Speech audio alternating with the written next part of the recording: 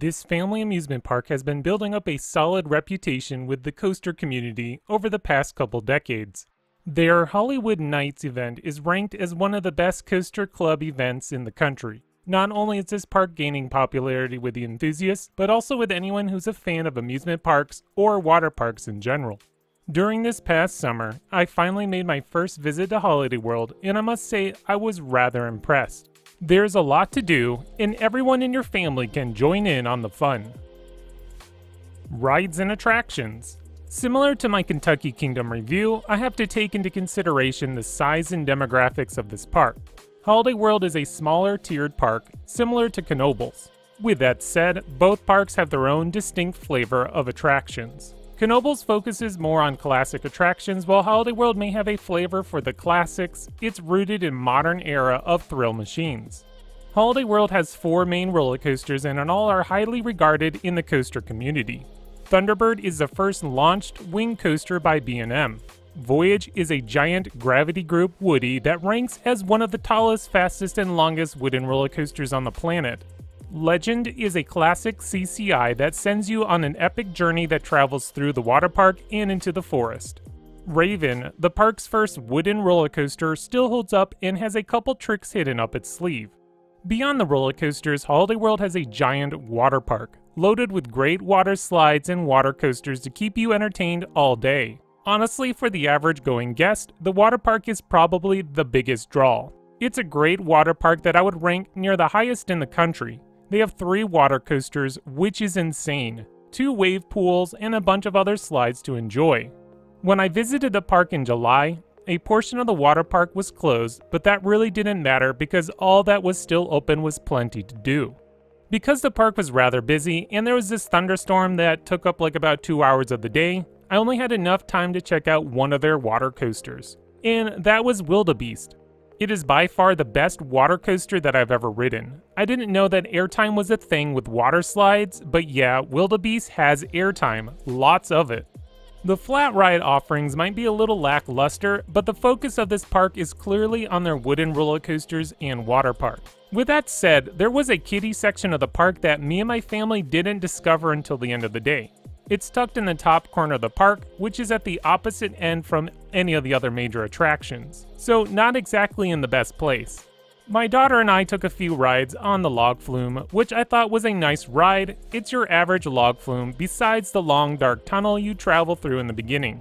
Last year, because of the pandemic, Holiday World implemented a virtual queue. If a ride was registered to the system, you cannot enter the ride queue without first adding yourself to the queue in the app.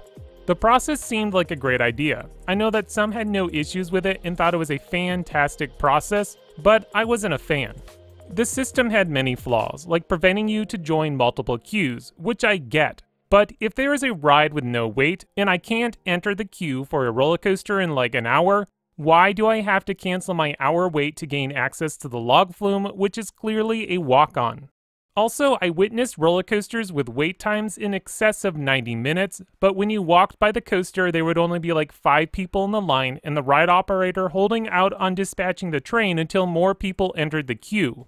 There was some clear issues with the system, and unfortunately, it prevented me from getting multiple rides on the roller coasters when the park wasn't that busy. Well, the dry section of the park. The water park was still pretty busy that day. Now, for my score of the ride and attractions, I won't let the queue system be a detraction to my rating, mostly because it was a temporary measure. I'm not 100% sure if it'll be returning this year, but if it does, I hope the park is able to work out all the kinks. Rides and attractions earns a solid 10 rating. Theming and atmosphere. Located in Santa Claus, Indiana, Holiday World is mostly themed to Christmas and other holidays of the year. The park is split into sections based on the holiday. We have Christmas, Halloween, 4th of July, and Thanksgiving. The theme zones are themed enough that you get the gist, but not overly themed to be immersive. The Christmas section is the best themed of the bunch, and it's also a part of the park entrance. Halloween holds a good chunk of their rides, including both Legend and Raven. Thanksgiving is another big section, probably taking up the most land and featuring 2 roller coasters with Thunderbird and Voyage. The biggest negative about park presentation would be how the park is laid out. Thunderbird is located way in the back of the park, down a dead-end pathway. The kiddie rides, which are located in or attached to 4th of July area, is another dead-end section of the park.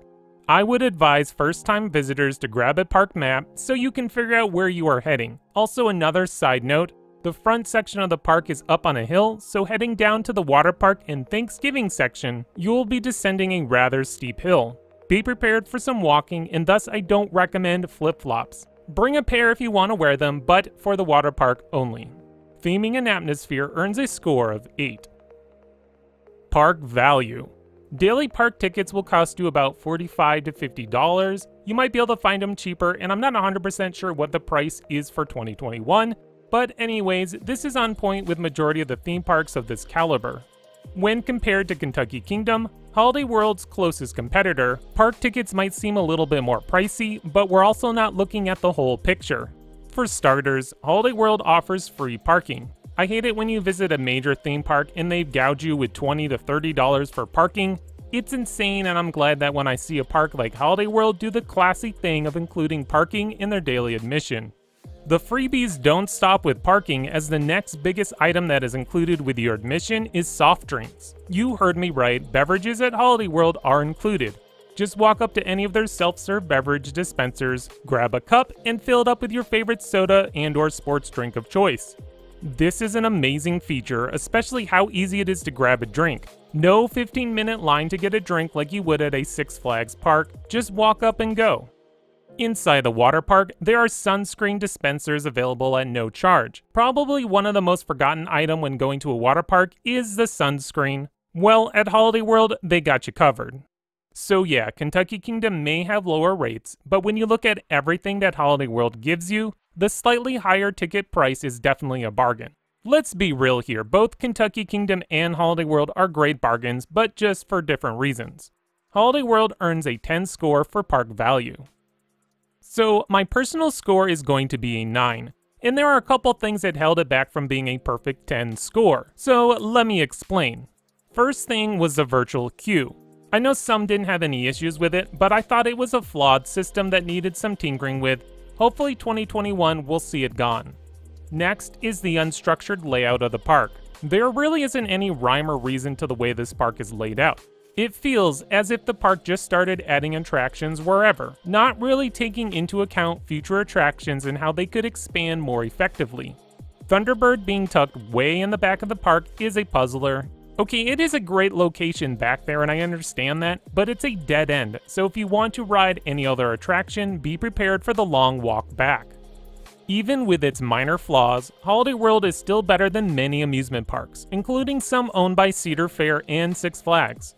They may only have 4 roller coasters, but each one is a quality attraction worth re-riding. The maintenance team does a great job with keeping their wooden coasters in excellent condition, and Thunderbird, it's a B&M, need I say more. If you ever find yourself in Indiana, heck, even if you don't and are looking for a fun park to visit this summer, I suggest putting Holiday World on your list. You won't regret it. Well, thank you for watching today's review. What do you think of Holiday World? Let me know in the comments below. If you enjoyed this video, please click that like button and subscribe. That way you'll continue to get great content coming your way by Xscreen Thrills.